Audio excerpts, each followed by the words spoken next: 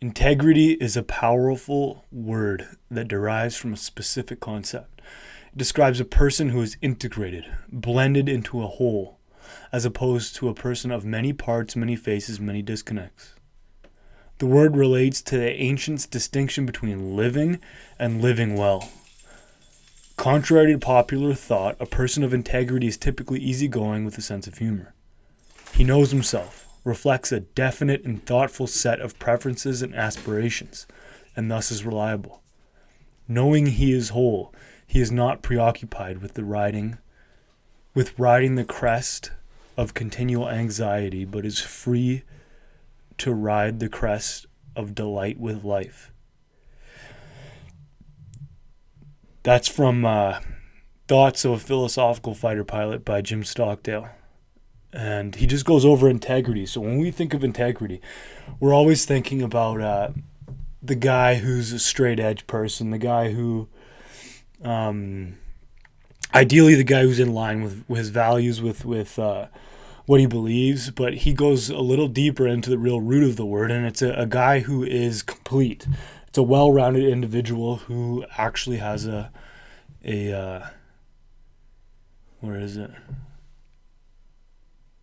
good demeanor. He is whole. He is not preoccupied with the crest of anxiety. So you look at the rest of our lives, we're pretty anxious, but we're going to go deeper into what Jim Stockdale, a guy who's a former prisoner of war in Vietnam, kind of discovered. He's a student of philosophy. He's obviously lived in unique situations, being a prisoner of war, being tortured, leading men in those prison camps to kind of figure out what we can compromise as individuals and what we can't. So as an aside, if you're reading the book,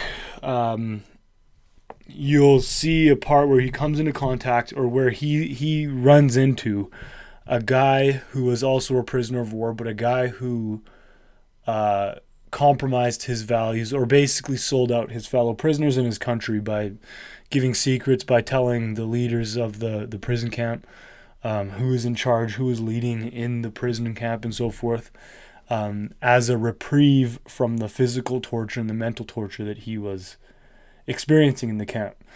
And many years later, this former prisoner of war that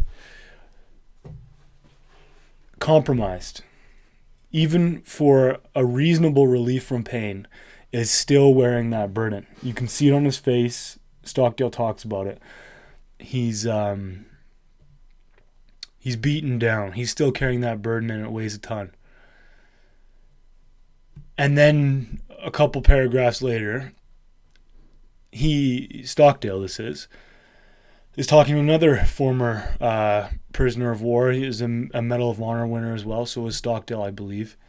And he expresses his gratitude at not being in contact with his government.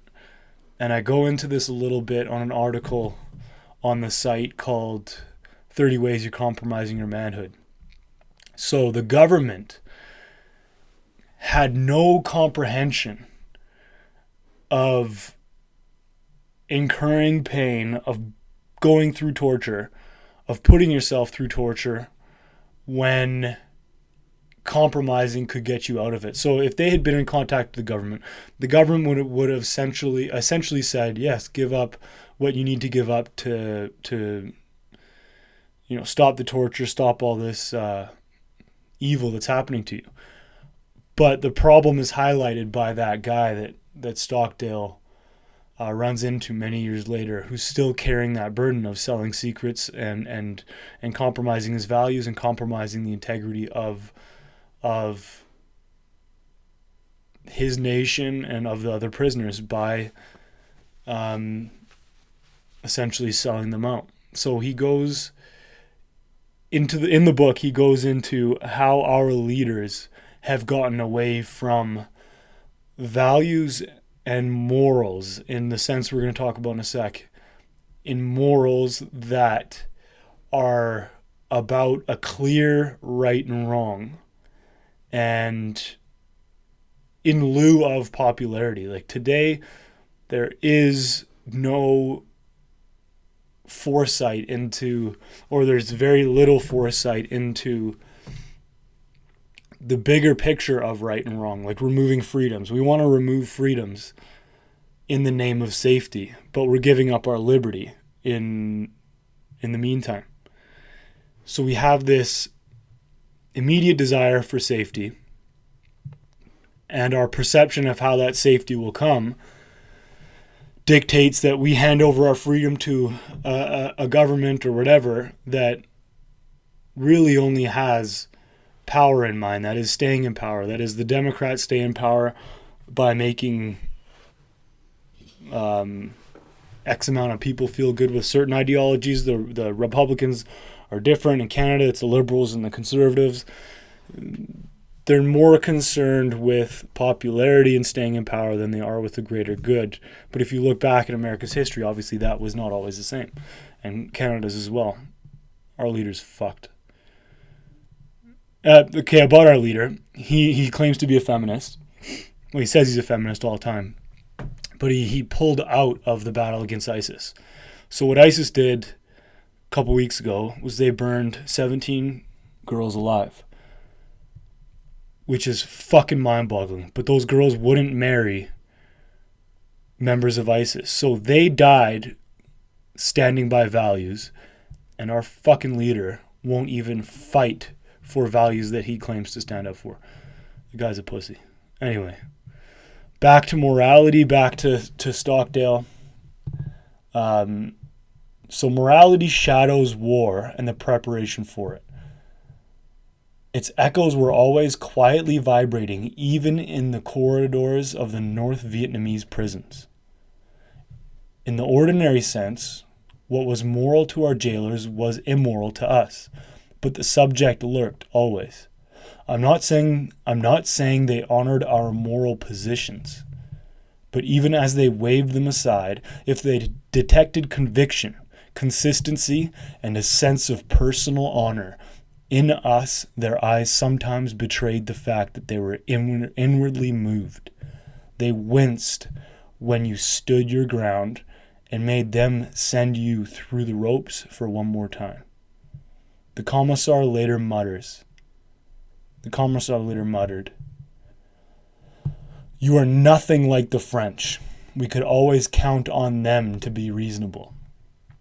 What he's essentially saying is these prisoners in the Vietnam War were, obviously France went in there years before, and many years before, and then the Americans went in after, and forget politics, forget why the war started. You actually read about the Vietnamese War in Stockdale's book and how it was started on a lie, which again goes to the notion that our leaders live with no moral compass. They live with no firm values. They'll use anything, even a lie, and a war based on a lie cannot get the populace behind it.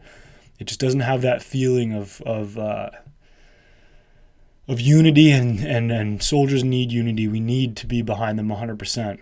And that's the government's fault for, in this stance, well, at least in Stockdale's minds, their lack of value and the lack of conviction. But it says even these, and these are some evil people, these North Vietnamese prison guards, they're torturing them, they're doing tons of stuff to them. But even amidst all this evil, there's a common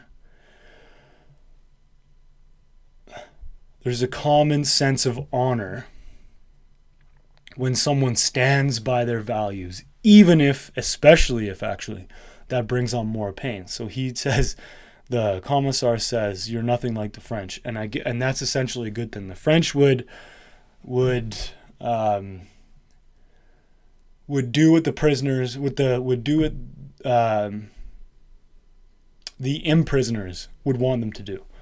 These Americans that were there, not all of them, but a lot of them wouldn't. They wouldn't break.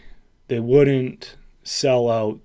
They wouldn't flinch because they know. And this is so important to manning up and being a man and all that stuff, because they know that while you may get a reprieve from pain for a little while, the weight on your soul and on who you are as a man and a person, and in this case an American, is done far more damage than more broken bones or even death. So when we take this into our own lives, how does this apply? Well, we compromise in so many different ways. I actually wrote a list down in this article. It's kind of a controversial list, but we compromise in so many ways. So the point of reading from about guys like Jim Stockdale, Epictetus is another one, born a slave, did what he can with what he had, and didn't whine about what he didn't have. Look at Seneca, you look at Marcus Aurelius, you look at these Stoic philosophers. They do as best they can with what they have, and they don't complain about what they don't have. They don't look at what they don't have and want it. In fact, the things that they have, they kind of brush off. Seneca was what would be maybe a billionaire by our standards today, and he wore rags and no shoes in the streets because he didn't want to be bound to things that could be taken away from him. So how do we compromise? First, to understand the importance. A lot of people are going to listen to this and they're not going to really get the importance of why compromising, even on the little things, is detrimental.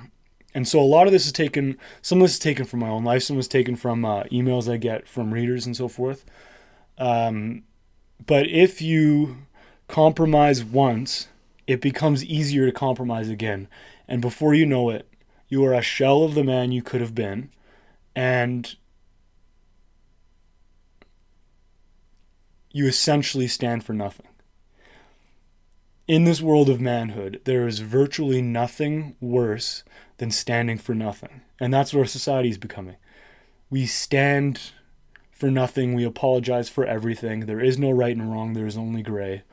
The only right and wrong is attacking freedoms and attacking, well, we could get into it, but attacking people's right to defend themselves and avoiding the issues that are hard to deal with, that he talks about in this, that are hard to deal with, but we need to deal with them head on, not dance around them. So, as men, how do we compromise? I got a note from a little, maybe a comment from a woman one day, and it was a great point. She says, and I catch myself doing this all the time. Guys, a lot of guys will do just subpar work around the house, even cleaning up around the house, just to show their ladies that they aren't good at this kind of thing. So then in the future, your lady will clean up for you. And it's a cunning way to get out of doing stuff you don't want to do, but life is about doing those things you don't want to do. That's how toughness is developed. It's in taking pride. Martin Luther King has that quote: no matter what you do, if you're a street sweeper, sweep the streets like you're painting the Mona Lisa. I can't remember the quote, but basically whatever you're doing, do it at the best of your ability. So part of manning up is taking responsibility for even the little things, cleaning up around the house and doing a good job. Don't make work for other people. That's a big one. Don't make work for other people. You make a mess, clean it up no matter where you are. We sleep in. We opt for ease rather than the things that we don't want to do, because the things that we don't want to do are hard to do, but we must do them. We choose TV over books, video games over mountains.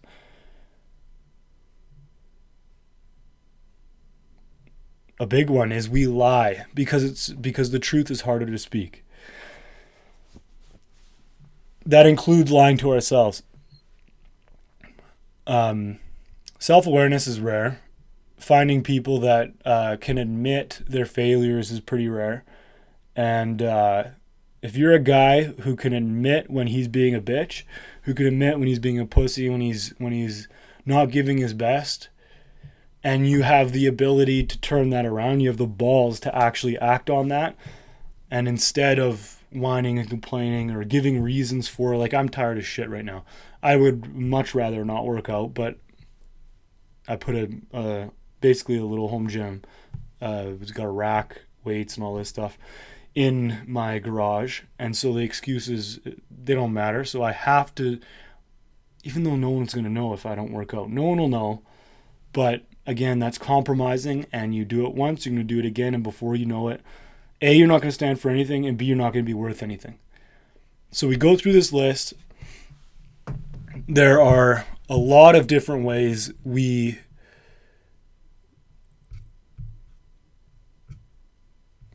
compromise. Some are little, some are big. Men aren't fathers anymore. Not only that, we leave our kids and our wives, or we usher them to the abortion clinic because the timing's not right. It's not right for us. The timing's not right for us to be dads. We need to save money and we need to work harder so we can convince or agree with our lady who thinks it's not the right time either, and then bye-bye baby. We spend money uselessly on a euphoric feeling rather than spending it on things that will actually give us happiness. Trips, books, things like that. One other one before we go, and I want you to look at this list. I'll put the link below the article.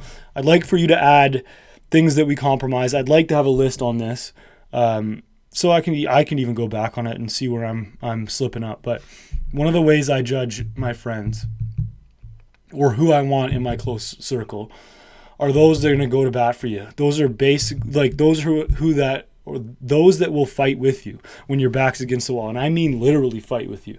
When you're being an idiot, when you're beaking people off, or whatever the reason may be. Maybe you grabbed the wrong lady and she actually had a boyfriend and they're all coming up. You're going to have friends that will stand and fight with you, even if it means get your ass kicked. And you're going to have friends that will fade into the background, fade into the crowd, and then when the fight's done, pop out and pretend like they were a part of it. That's not a real friend. The real friend will stand and fight with you. That's another way that we compromise, and that's a good way to look out for guys who you want in your inner circle. The last thing we compromise with is how we set goals.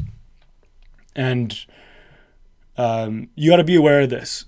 Staying safe is avoiding life. Staying safe is being easy on yourself.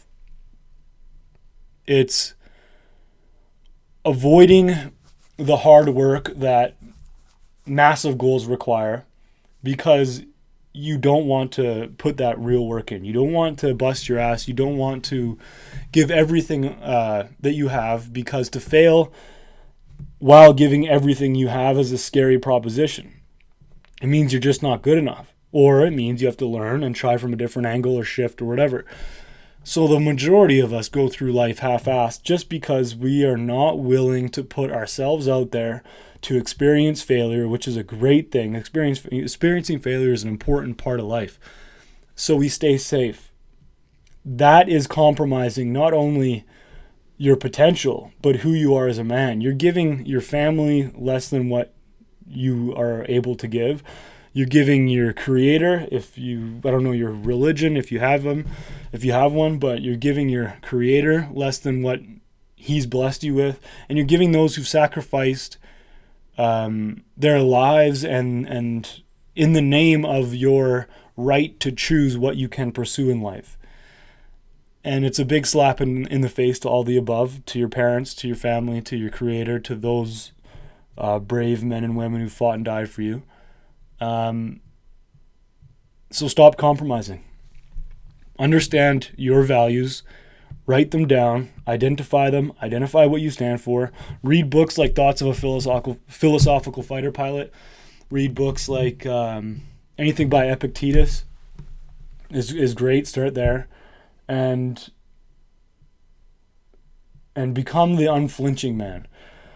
Become the man that is living the life of manning up, not the one looking for excuses, not the one shying away from real issues, not the one doing what is popular or backing away from doing what is unpopular, because it's easier to do what everyone else does.